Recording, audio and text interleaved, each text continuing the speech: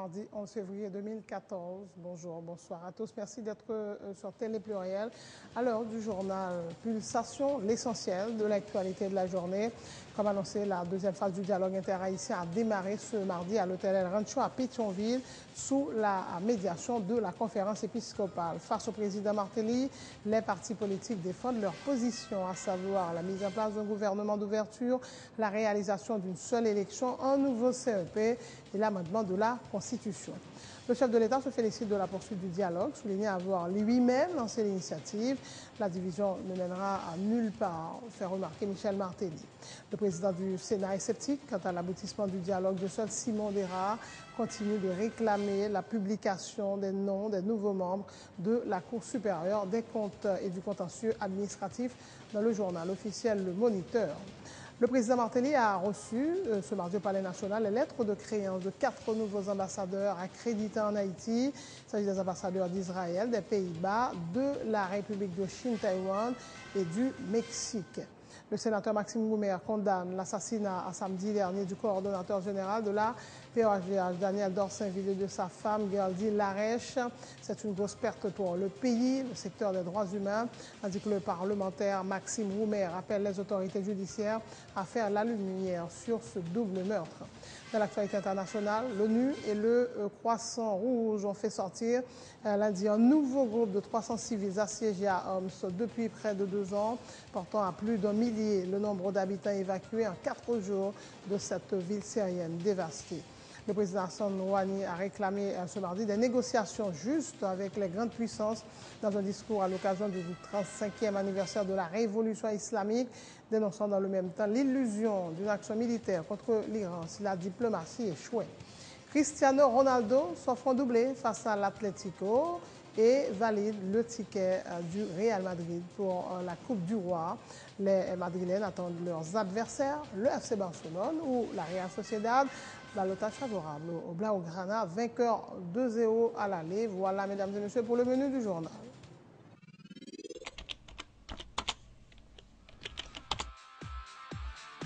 Bienvenue à cette édition d'Information Pulsation, l'essentiel de l'actualité de la journée. Merci de votre fidélité. Bienvenue dans ce premier numéro de Pulsation Week-end.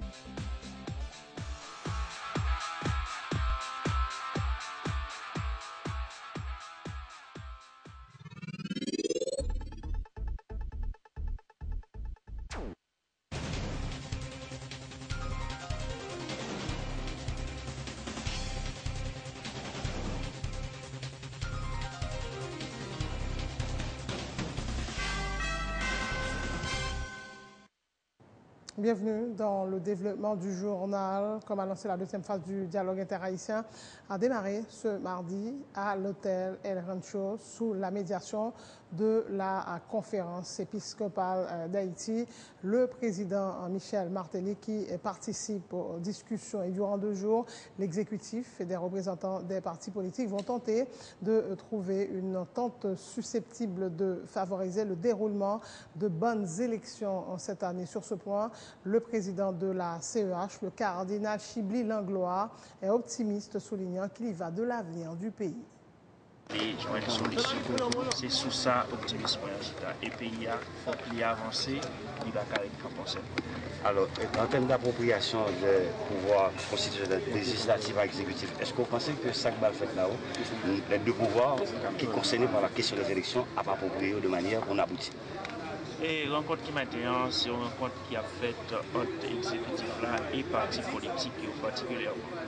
C'est eux-mêmes qui vont le chita pour chercher joindre un consensus, un accord à partir de ça qui était décidé dans la semaine passée pour être capable d'avancer avec question gouvernance et question élection.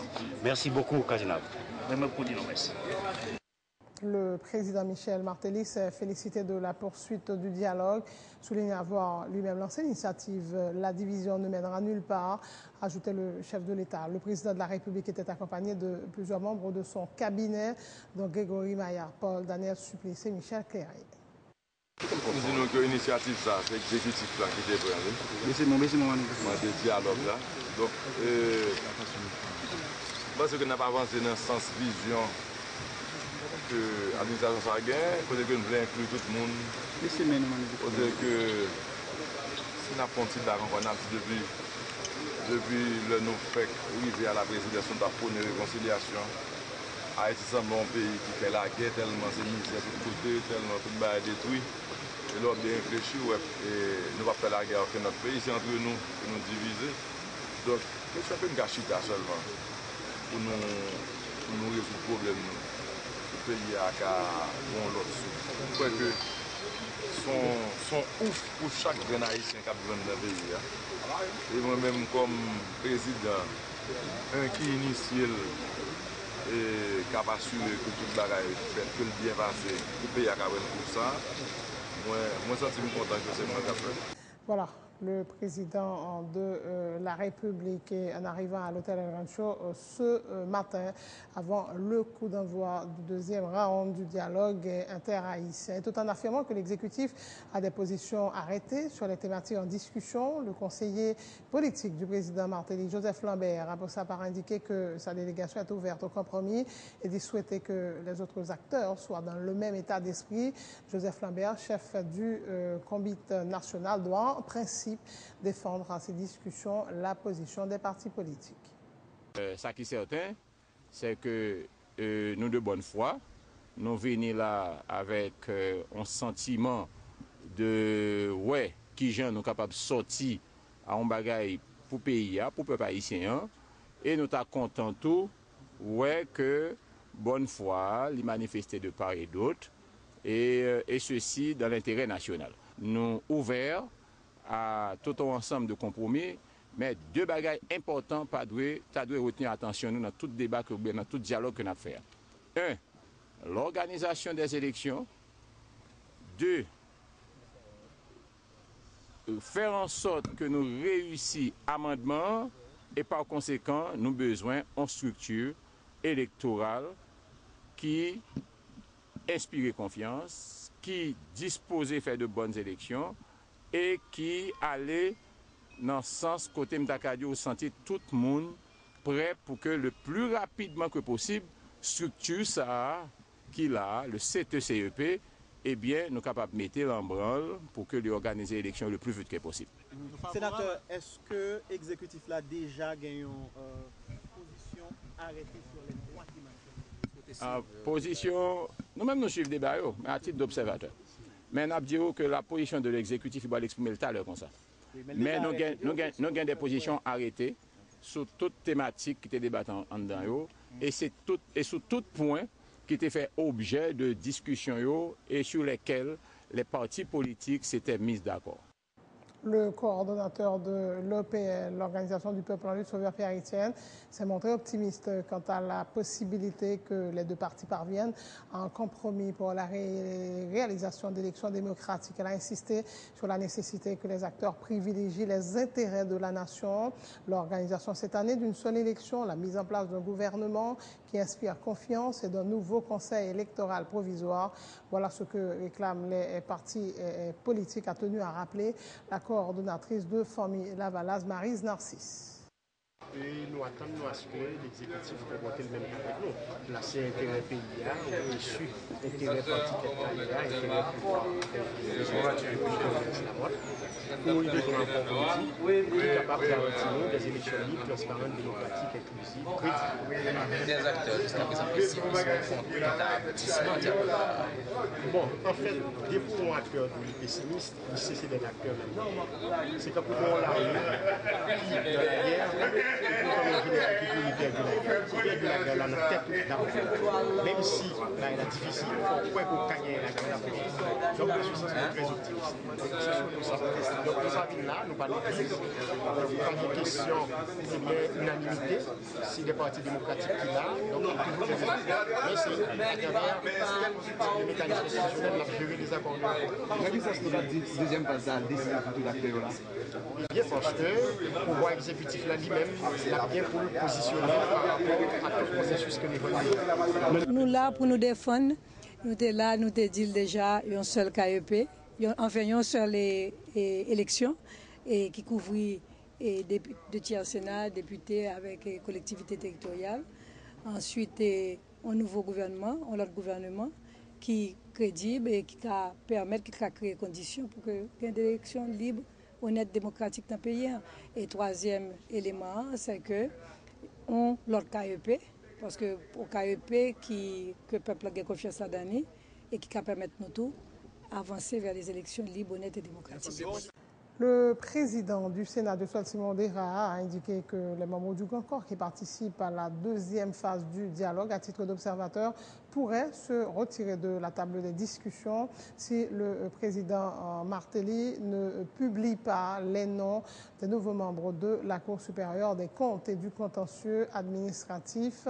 Le chef de l'État doit approuver sa bonne volonté, a dit le parlementaire. De Simon Dera fait par ailleurs état des doutes quant à l'aboutissement du dialogue. Selon lui, des partis proches de l'exécutif avaient dès le départ cherché à influencer les débats. La première phase a été envahie, il y a dit envahi, parce qu'il y a des partis politiques, par exemple, consortium de partis politiques. Et il y a un droit pour ce dialogue là, mais il y a un problème à la politique gouvernement, c'est eux qui va payer le gouvernement. Mais si il y a un problème à la politique gouvernement, il y a un dialogue avec le président chaque jour. Il n'y a pas de besoin là. Maintenant, non seulement il y a là, mais toutes composantes et plateformes là tout. Il vient empiler, ça veut dire que le dialogue là, c'était un ensemble de partis politiques qui envahit le processus, qui fait que voix fait plus bruit. Et finalement, vrai problème n'est pas posé. Le problème est de poser entre partis qui sont en opposition et avec le président, partis qui sont pas en accord avec la politique gouvernement là. C'est là que le dialogue de fait pour nous chercher à arriver et venons accord autour du désaccord qui existait. Mais on ne pas penser, j'aime te dire la première fois, ou pas mettre pansement côté pas de blessé. Donc si parti politique donc PHTK qui est là tout ce table là. PHTK c'est parti président, c'est gouvernement même PHTK. PHTK a 7 ministres dans le gouvernement. Donc PHTK va un politique, il va un problème politique pas encore plus c'est eux qui diriger le pays là pour nier. Et mais si vous là dans dialogue, vous cas là comme témoin, vous cas là comme observateur, mais vous pas un droit là comme acteur. Donc moi-même moi j'ai doute tout ça et je pense que si deuxième phase c'est dans le même sens dans le aller, je pas espérer qu'il y ait grand chose qui va sortir. Donc c'est regrettable et c'est malheureux tout que ça pas porter succès qui n'attend et contrairement à Jean nous te souhaité. Tout sénateur et retirer quoi dans la question de dialogue là, si coup de compte là, si membre coup de compte va publier. Et c'est position conférence président Sénat, si pas un pas qui fait pour le président montrer font un geste de bonne volonté. Sénateur a retiré quoi dans le dialogue là. Au départ, c'était publication, liste même de comptes et il a dit non, en chita quand même. Et sous base chita ça, le président a pour faire un geste de bonne volonté pour montrer volonté pour l'avancer. Et bien comme après voir le président dans Washington, il a parlé d'état des droits. Donc pas publier même de comptes, c'est violation de l'état des droits, c'est bannissement de l'état des droits. Le sénateur Joseph Joël John reste lui aussi attaché à sa position de départ, à savoir que le dialogue interhaïtien ne mènera nulle part, estimant que les vrais problèmes auxquels le pays est confronté n'ont pas été pris en compte. Il déplore également la présence de plusieurs partis nouvellement créés et proches de l'exécutif à la table des discussions. Le parlementaire continue d'exiger la démission du président Michel Martelly et l'organisation d'élections anticipées cette année. Moi, j'étais attaché avec la position que je gagne parce que je ne sais pas quoi dialogue ça a mené nous nulle part. Et premièrement, il faut dire et thématique qui a été choisie, et les n'attend des débats qui fait sur eux pendant le premier tour dialogue ça, donc capable dire déjà ils ont passé et ce côté et pour nous ils ont déjà échoué là-dedans. Là, on prend question CTCP, je dis on attendait et travail qu'a fait c'était pour seulement changer non CTCP venir avec un CP provisoire mais individu qui sont dans l'institution ça remettre là-dedans. Donc nous capable dire c'est déjà laver monsieur à terre pour nous-mêmes. Individu oui. Moi je voulais parler des citoyens qui trouvaient en dans l'institution. Et mal prend plus loin pour me prendre question et gouvernement d'ouverture. Donc je dis nous son travail qu'a fait côté nèg pas essayer chercher gâteau pa yo. Donc me retirer un tel communiste, me retirer un tel mettepam, mais question problème fondamental qui n'a posé à travers gestion pays, donc c'est pas ça qui intéresse parti politique yo.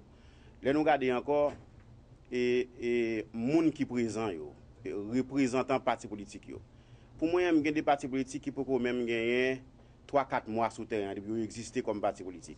Donc aujourd'hui, c'est eux qui prennent le deuxième tour. Est-ce que ce n'est pas une déception la pied pour nous, peuple haïtien? Les gens ont dialogue cap fait et entre haïtiens côté pour la première fois pas gagner étranger qui chita dans mi-temps nous cap qui ça pour nous faire. Li gagné un cardinal pour la première fois qui a posé premier acte et puis c'est comme ça qu'il va le passer pour nous. Nous avons dit c'est un échec et c'est une déception pour le peuple haïtien. Nous espérons que vous ressaisi. Nous espérons tout que le président de la République est capable de tirer les leçons de ce qui passe dans le pays. Et l'État lui-même mettait à travers les résolutions qu'il a prises ou des bagages qui ne sont pas recommandées dans l'ensemble activité là. L'État inclut tête là-dedans pour demander l'élection générale dans le pays. Côté et élection, il y a pas l'État pour faire en 2014 dans tu es capable de tout gagner élection présidentielle et laisse ça président Martelly pas même gain raison même parler de 2 mandats qu'elle a prôné aujourd'hui. L'exécutif ne serait pas contre l'idée de mettre sur pied un gouvernement d'ouverture tel que proposé par des membres de la classe politique qui prennent part au dialogue, a indiqué le député Guy Gérard Georges, l'un des représentants du Parlement. À ces discussions, Guy Gérard Georges est optimiste quant à la réussite du dialogue. Je pense que la discussion est allée de bon train. Donc, gagner des partis politiques qui ont des positions, ils ont dit que ils n'ont pas souhaité participer dans quel que soit le gouvernement, que ce soit gouvernement d'ouverture ou bien gouvernement de consensus, mais ils voulaient un gouvernement qui inspirait confiance. Donc, nous n'avons pas besoin de rentrer dans le détail de partis, mais c'est que nous connaissons déjà qu'il y a des partis qui étaient bas position. Mais il y a d'autres partis qui souhaitaient que y ait une ouverture qui fait. Et jusqu'à maintenant, c'est détail ça sous affaire bonne gouvernance là. Donc, nous voyons que l'exécutif là, jusqu'à maintenant, il peut aller très bien. Donc, position réagit sur ça. Jusqu'à maintenant, ils pensaient qu'il y a un gouvernement d'ouverture, mais ils ont des explications sur le gouvernement de consensus et le gouvernement d'ouverture et ils ont pensé qu'il y a un gouvernement d'ouverture, il n'y a pas trop de problème là-dedans. Le président dit ça, il est favorable à elle? Alors, pas oublier que ça n'a pas dit que c'est le président exactement qui pour parler, parce qu'il est ensemble avec plusieurs conseillers. Donc, depuis un conseiller parler, il parlait pour l'exécutif, sans que ce n'est pas le président Michel Martelly qui est obligé de parler. Mais moi, que il peut aller dans mon train, je souhaitais 2 jours passer comme ça, et si 2 jours passé comme ça, c'est sûr à gagner un accord au niveau de classe politique là et exécutif là. Autre point de l'actualité, le président Michel Martelly a reçu ce mardi au Palais national les lettres de créance de 4 nouveaux ambassadeurs accrédités en Haïti. Il s'agit des ambassadeurs d'Israël, Païj Mansour, des Pays-Bas, Madame Marichke à Van Droenen-Litten, de la République de Chine, Taïwan, son nom Tsai Chiu Wang, et l'ambassadeur du Mexique, et son nom José Luis Alvarado González. Ces nouveaux ambassadeurs ont renouvelé l'engagement de leurs pays respectifs à accompagner le chef de l'État dans ses efforts visant à améliorer les conditions de vie de la population haïtienne. Et pour sa part, le président Martelly les a rassurés de sa volonté de travailler en vue de renforcer les liens d'amitié et de coopération entre Haïti et leur pays, selon une note du bureau de communication de la présidence. Le sénateur Maxime Roumer condamne l'assassinat samedi dernier du coordonnateur général de la POHDH, Daniel Dorsainville, et de sa femme, Gerdy Larèche. C'est une grosse perte pour le pays. Le secteur des droits humains indique le parlementaire, soulignant que Daniel Dorsainville était un collaborateur très sérieux, collaborateur de grande qualité, un militant qui travaillait dans l'anonymat. Le sénateur Maxime Roumer appelle les autorités judiciaires à faire la lumière sur ce double meurtre. C'est un monde qui a pile respect pour lui. C'est un monde qui travaille avec elle déjà. C'est un monde qui a une conviction, c'est un monde sérieux. Et c'est un gros pète pour le pays d'Haïti. Et je profite de la question posée, je m'envoie une salutation à petit li. Toi, ti moun li quitté yo, parce que tu es ni madame li, ni lui-même, et madame li, c'est grand sœur député Larèche. C'est un gros pète pour le pays, c'est un gros pète pour Nord, département Nord. Et son pote pour moi tout personnel. Je ne peux pas comprendre ce qui passe. Je ne peux pas faire enquête, je ne connais rien. Seul ça me connaît ça qui fait là, quel que soit qui est-ce qui fait là, son m'a dit ça sont militants, Simplement, son net qui est de grande qualité, c'est pas mon conflictuel qui a joué toute la journée, son net qui travaille, qui est organisé, qui prépare génération. C'est des gens qui travaillent comme fourmis. Ce n'est pas des gens qui a fait bruit. Et l'on perd de qualité, mon ça va être terrible. Moi-même, pas qu'à dire qu'est-ce qui touille, dans quelles conditions touille, si je me dis comme ça, c'est perdu du rôle, mon cher. Attends, mais pour tout pour nous touiller dans le pays, ça. En particulier pour Daniel. Que ne pas qu'à continuer avec impunité. Avec facilité ça, pour n'importe qui monde, tuer n'importe qui monde, l'élève. Ça, il faut continuer sur lui, et je pense qu'il faut demander de ne pas laguer. On parle avec qui autorité? Non, autorité, justice pays, en premier chef. La justice qui est responsable, question ça. Mais, lui impliquer toute société. Parce que c'est nous qui garant question ça. Parce que les gens qui tout, les Haïtiens, lié tout. Hein? Même quand on voit ça souvent, dans le pays, par moins, en grand temps, souvent, l'organisation quand c'est Port-au-Prince, c'est pour famille protéger. Les jeunes, une communauté moderne. C'est autour de ce thème que l'organisation IDGN a lancé ce mardi son 3e séminaire annuel sur le leadership des jeunes haïtiens. 150 jeunes venus de 8 départements du pays prennent part à ce séminaire qui s'étend sur 4 jours. La directrice exécutive de IDGN, Gerda Prévillan, informe que ces assises devraient permettre aux jeunes d'avoir les outils nécessaires pour identifier les problèmes auxquels leur communauté sont confrontées et de proposer des pistes de solutions. Et la 3e édition séminaire sur le leadership des jeunes, parce que nous sommes habitués à faire déjà. Nous initions en 2011, nous faisons en 2012 et aujourd'hui on a fait en 2014. Ça fait 3e édition. Ça nous a fait là. L'objectif final de l'organisation IDGN, c'est de mettre dans le pays d'Haïti un bon réseau de jeunes leaders qui ont vraiment impliqué dans le développement communautaire que nous vivons, dans le développement pays de manière générale. Nous voulons montrer nos compétences pour montrer aux dirigeants que y a des jeunes qui ont vraiment des talents, des capacités, qui ont participé. Il suffit qu'ils soient impliqués, il suffit qu'ils soient intégrés dans les activités qui concernent les communautés qui vivent dans les activités pays, bah aux chances pour montrer capacité. C'est là ça nous est là. Thème nous retenu pour 3e édition, c'est les jeunes, une communauté modèle. Parce que nous voulons que quand il y a les jeunes, les rapports de nos communautés, il n'y a pas un monde pour contre lui. Il fait partie d'une grande famille. Il faut connaître qui sont en communauté. Il faut connaître ce qui a fait dans la communauté. Il faut connaître ce qui existe dans la communauté. Et il faut identifier les vrais problèmes d'une communauté. Montrer aux jeunes comment ils arrivent à connaître ce qui est dans la communauté, comment ils arrivent à identifier un problème et comment ils arrivent à venir avec un petit projet. Et nous avons 12 mois pour retourner dans la communauté, à mobiliser, faire travail de jeunes leaders, à mobiliser d'autres jeunes autour et mettre mis à la patte pour résoudre au moins une dans le plus gros problème que nous joignent qui affecte la majorité des gens qui vivent dans la communauté.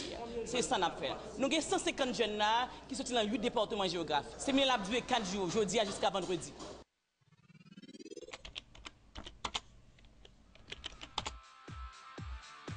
Bienvenue à cette édition d'information Pulsation, l'essentiel de l'actualité de la journée. Merci de votre fidélité. Bienvenue dans ce premier numéro de Pulsation Week-end.